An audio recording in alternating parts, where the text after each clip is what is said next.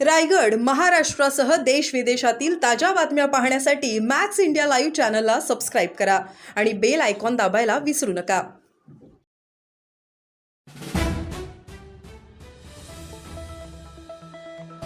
खुशबूच्या मृत्यू प्रकरणी पेनमध्ये आक्रोश मोर्चा। 15 दिवसात दोषींवर कारवाई न झाल्यास मंत्रालयावर मोर्चा धडकणार। आदिवासी समाज बांधवांचा आक्रमक पवित्रा। आरोग्य विभागावर कारवाई करण्याची जोरदार मागणी। रायगडच्या पेन तालुक्यातील वरवणे येथील शासकीय आश्रमशाळेत 4थी मध्ये शिकणाऱ्या आदिवासी विद्यार्थिनीचा कुष्ठरोगी ठरवून चुकीचे औषधे दिल्याने दुर्दैवी मृत्यू झाला। 3 महिने उलटूनही खुशबू नामदेव ठाकरे हिच्या मृत्यूला कारणीभूत असलेल्या यंत्रणेवर कोणतीही कारवाई न झाल्याने आदिवासी समाज बांधवांनी आक्रमक होत आक्रोश मोर्चा काढला।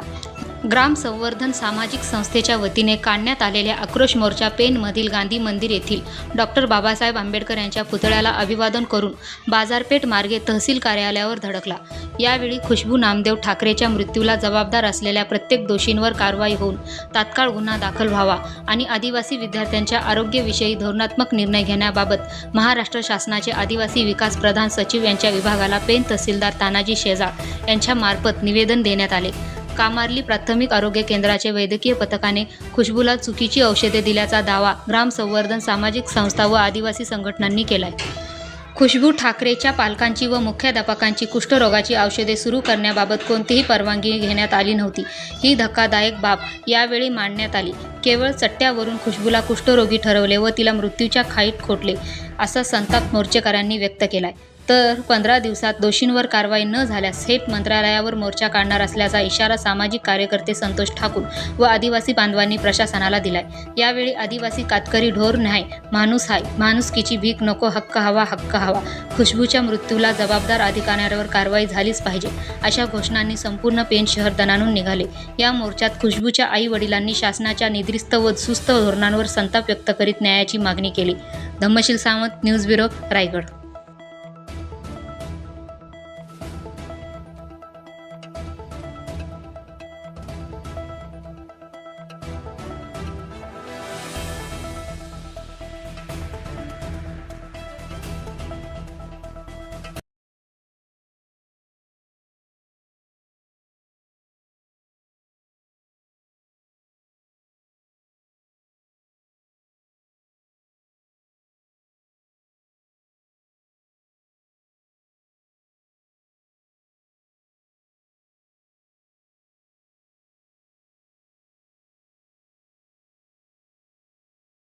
एकात्मिक आदिवासी विकास प्रकल्प संचालित वरवणे येथील आश्रमशाळेमध्ये आदिवासी विद्यार्थिनीला चुकीची ट्रीटमेंट दिल्यानंतर तिचा मृत्यू झालेला आहे आणि मृत्यू झाल्यानंतर मृत्यूवरून 3 महिने होत आहेत।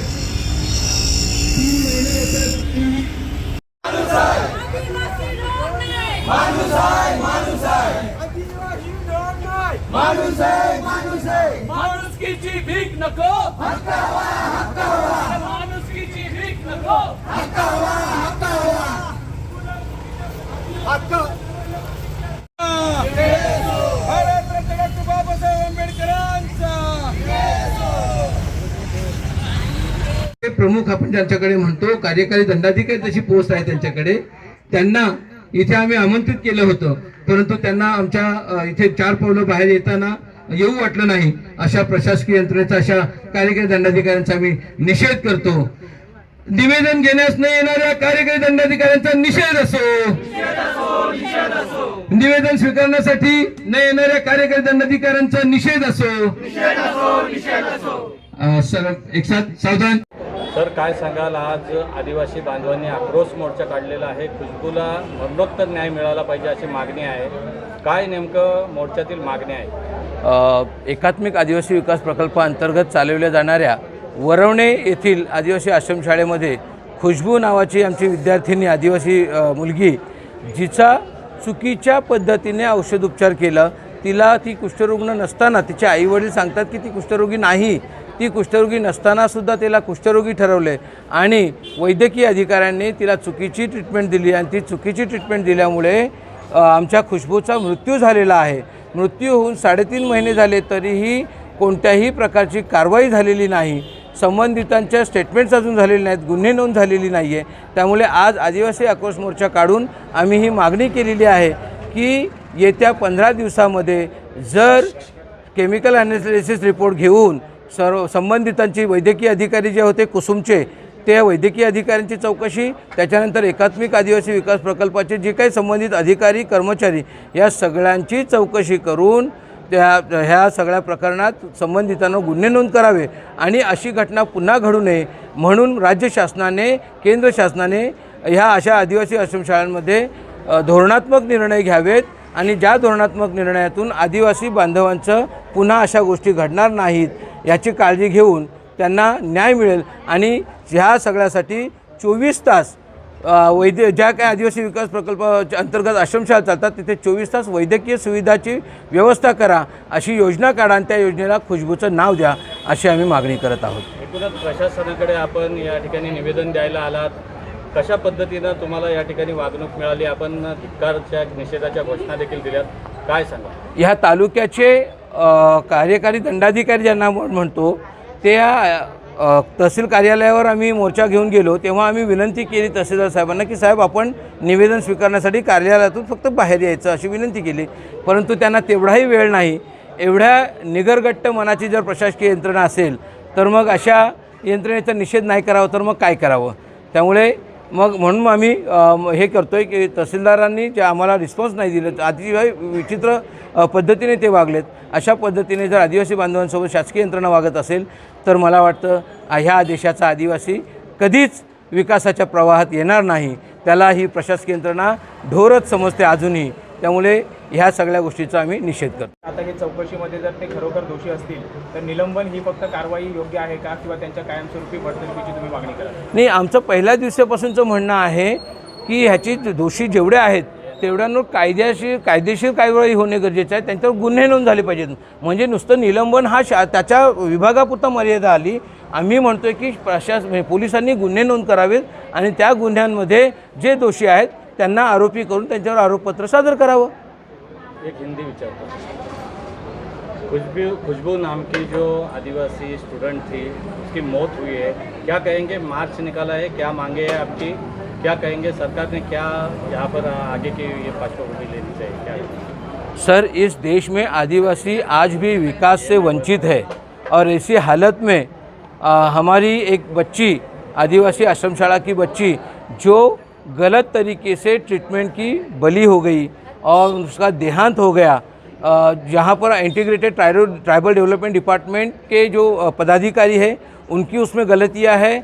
उसके बाद जो मेडिकल टीम थी कुसुम योजना अंतर्गत, उस कुसुम योजना अंतर्गत मेडिकल टीम ने गलत दवाइयाँ देने के कारण हमारी खुशबू का देहांत हुआ है और इसलिए इसमें जांच हो जाए, इस प्रकरण की जांच हो जाए. 3.5 महीने के बाद आज तक किसी पर भी गुनाह दाखिल नहीं हुआ है तो हम गुनाह दाखिल होने की मांग करते हैं.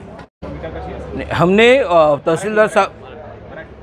आम्ही तहसीलदारांना तसं आणि निवेदनात पत्रच दिलेलं आहे की पुढील 15 दिवसामध्ये जर ह्या बाबतीतली सखोल चौकशी होऊन कारवाई झाली नाही, गुन्हे नोंद झाली नाही तर मात्र आम्ही मंत्रालयावर जाऊ आणि मंत्रालयात तर जाऊ पण सोबत आम्ही न्यायालयीन लढाई पण लढायला यापुढे तयार आहोत. ताई, काय सांगाल? आज आक्रोश मोर्चा या ठिकाणी काढलेला आहे. हा मोर्चा काढण्याची वेळ का आली? खुशबूच्या मृत्यूनंतर 3 महिन्याचा कालावधी उलटला आहे.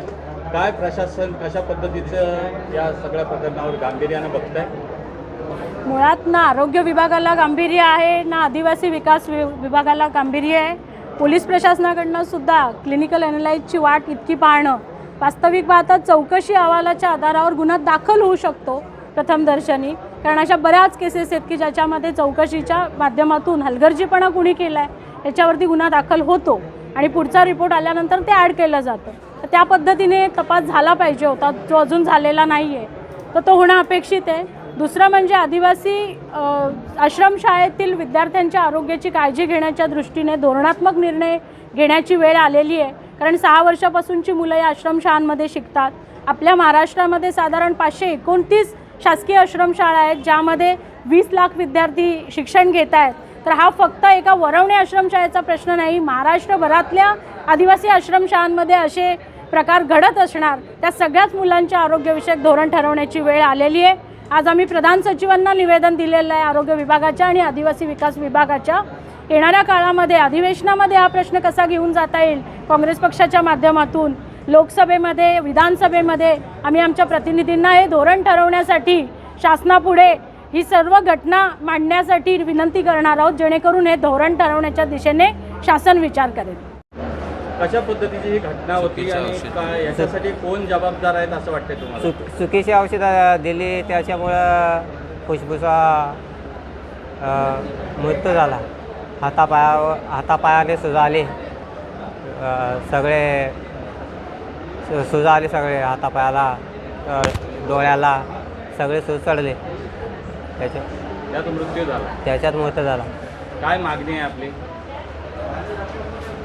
न्याय मिळाला पाहिजे. नाही मिळाला पाहिजे. आज या ठिकाणी मोर्चा काढलेला आहे, आक्रोश मोर्चा. काय सांगाल, खुशबूला न्याय देण्यात प्रशासन अपयशी ठरतंय का? काय सांगाल? हो, हे नक्कीच आहे, कारण तिला अजून 3 महिने झाले तरी कोणत्याही प्रकारे न्याय दिला गेलेला नाही. असे हे मोर्चे काढायला लागतात.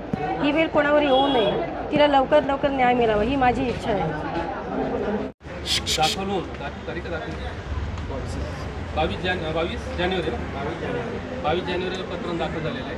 आज जवळपास 22 डेट झालेली. त्यानंतर EDR 7 तारखेला दाखल झाला. 22 जानेवारी डेट. आपल्या पोलीस प्रशासनातर्फे जो तपास व्हायला पाहिजे तो पूर्णतः झालेला आहे. याच्यानंतर आपल्याला फक्त केमिकल ॲनालिसिस, रासायनिक अन्वेषण, रासायनिक यांचा आपल्याला अहवाल प्राप्त होणं लागले. त्यानंतर एक कमिटी स्थापन करण्यात आलेली आहे. वैद्यकीय अधिकाऱ्यांची तालुका स्तरावर, जिल्हा स्तरावर, राज्य स्तरावरती कमिटी स्थापन करण्यात आलेली आहे. ह्या दोघांचे अहवाल येणं बाकी आहे. हे अहवाल आल्यावरती आपण तात्काळ ज्या आपल्याकडे जे पुरावे हजर होतील, पुरावे आपल्याला सबमिट होतील, त्या बेसिसवरती आणि पोलिसांनी केलेल्या तपासावरती आपण पुढील वरिष्ठांच्या आदेशानुसार आपण ही कारवाई करणार आहोत. मोस्टली पोलिसांचं तपासाचं काम झालेलं आहे. ह्या 2 अहवालावरती आपलं काम थांबलेलं आहे. हे 2 अहवाल आपले केमिकल ॲनालिसिस आणि जिल्हा समितीचा जर अहवाल आला त्याच्यानंतर आपण ती पुढची कारवाई करणार आहोत. त्याला टाइम बॉन्ड काय किती दिवसांनी? टाइम बॉन्ड मोस्टली रासायनिक अन्वेषण म्हणजे कल्याणावरून जो रिपोर्ट येतो, आपण जे पोस्टमार्टम नंतर जे आपण ऑर्गन्स वगैरे जे आपण केमिकल ॲनालिसिसला पाठवले त्याला मिनिमम 3 ते 4 मंथ्स लागतातच. कोणत्याही काळाच्यामध्ये 3 ते 4 महिने घेतात. जो जानेवारी एंडला झालं होतं, फेब्रुवारी, मार्च, एप्रिल, मे, म्हणजे जूनमध्ये आपल्याला ह्या महिन्यात ॲटलिस्ट ह्या महिन्यात एक्सपेक्टेड आहे, या महिन्याच्या एंडपर्यंत. तो एकदा आपल्याला अहवाल प्राप्त झाला आणि त्या अहवालावरती आपली जिल्हा कमिटी जी राज्यस्तरीय कमिटी जी स्थापन झालेली आहे ते पण मे बी त्याचाच वेट करत असणार आहे. त्यांचा अहवाल आहे. ह्या दोन्ही अहवाल आले की म्हणजे 4 मंथ्स नंतर आपल्याला एक्सपेक्टेड आहे. हे दोन्ही अहवाल येतील आणि त्यानंतर आपण योग्य ती कारवाई त्याच्यावरती करणार आहोत. याच्यामध्ये डॉक्टर संदीप सावे जे सहसंचालक